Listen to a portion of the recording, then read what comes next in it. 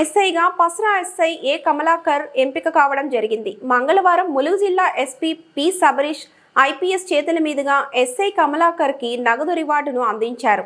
ఈ సందర్భంగా ఎస్ఐ కమలాకర్ మాట్లాడుతూ, నేర పరిశోధనలో అత్యుత్తమ ప్రతిభ కనబరిచిన పోలీసులు, జరిగిన నేరాలను చాకచక్యంగా పరిష్కరించిన పోలీసులను గుర్తించి నగదు బహుమతి రివార్డులు అందజేయడం జరుగుతుందని అన్నారు.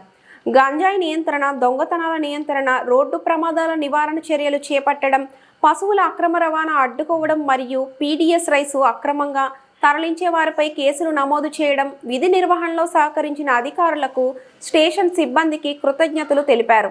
రివార్డు అందుకున్న ఎస్ఐకి DSP N Ravinder, CI Dayakar, police station సిబ్బందితో పాటు స్థానికులు అభినందనలు తెలిపారు.